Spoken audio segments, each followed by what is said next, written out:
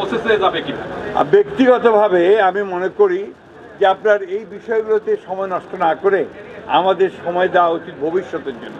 আমরা কত দ্রুত সামনের দিকে যেতে পারবো, দেশকে কি করে আপনার সত্যিকার অর্থে একটা সমৃদ্ধ অর্থনীতি পরিণত করতে পারবো, গণতান্ত্রিক প্রতিষ্ঠানগুলোকে শক্তিশালী করতে পারবো, সেই বিষয়গুলো আমাদের নজর দেওয়া উচিত।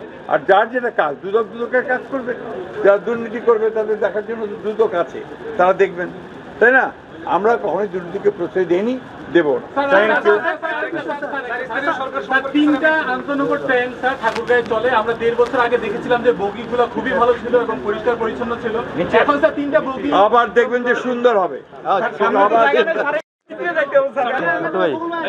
জেলার উন্নয়ন কর্মকাণ্ডে আমাদের ঠাকুরগাঁতে সংস্থাগুলো আছে, সরকারি বিভাগগুলো আছে, সঙ্গে আমরা বৈঠক করেছি। আমাদের জেলা সভাপতি অবহিত হয়েছি ঠাকুরগাঁ জেলায় আমাদের কী কী ধরনের উন্নয়ন কাজগুলো চলছে আর কী কী ধরনের কাজগুলো চলবে। আপনাদের একটু খবর দিয়ে দেই। নোভা এলইডি টিভি, ঝকঝকে ছবি, নিখুঁত শব্দ, 5 বছরের ওয়ারেন্টি। নোভা মানি সঠিক মান, নিশ্চিত সেবা।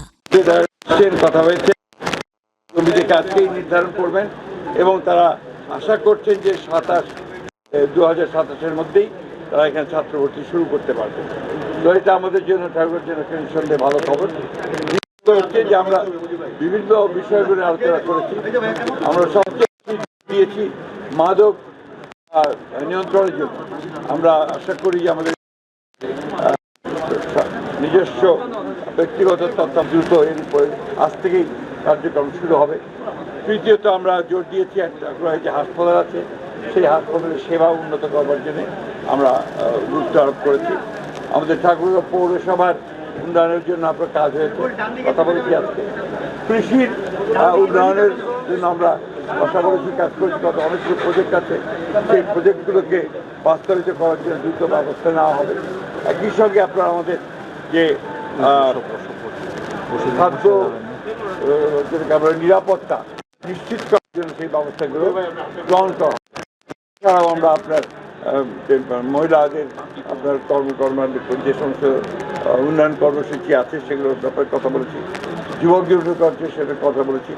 আমাদের যে ফ্যামিলি কার্ড, যেটা আমাদের মাননীয় প্রধানমন্ত্রীর সবচেয়ে বড় একটা আপনার কর্মসূচি, সেই কর্মসূচিকে অবিলম্বে আমার মনে হয় যে এই মাসের মধ্যেই হয়তো এটাকে আপনার ইমপ্লিমেন্ট করা হবে। রহিমনপুরের একটি ইউনিয়নকে ওয়ার্ডকে নেওয়া হয়েছে প্রাথমিকভাবে, এটা কাজ শুরু হবে আপনার পাইলট প্রজেক্ট হিসেবে।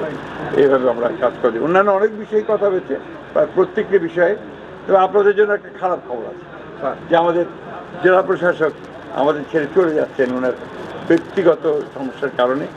আমি ব্যক্তিগত মনে করি যে উনি আমাদের জন্য অত্যন্ত প্রয়োজনীয় একজন সরকারি কর্মকর্তা ছিলেন।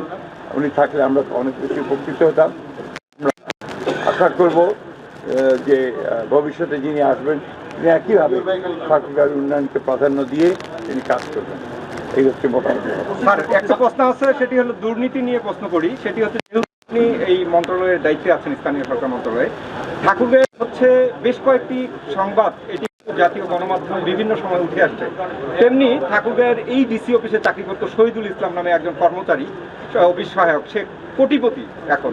সেই জায়গা থেকে সরকারের যেই তৎকালীন আমলে সে কিন্তু এই সরকারি জমি দখল করে মানে কি ক্রয় করে সরকারের কাছে 3 গুণ দামে বিক্রি করেছে। এখনো কিন্তু মামলা আছে 2টি দুদকে, তাকে আবার বহাল তবিয়তে আনার জন্য চেষ্টা চলছে। এই ধরনের লোকগুলোকে কিভাবে জায়গা দেওয়া যাবে? দুদকে মামলা চলছে এবং নিশ্চিত থাকতে পারেন যে এই ধরনের কোনো লোক এখানে আসতে পারবে না। একটা বিষয়, উপদেষ্টাদের দুর্নীতি নিয়ে ইদানিং পত্র পত্রিকায় অনেক লেখালেখি হচ্ছে। তো বিএনপি সরকার কি এটাকে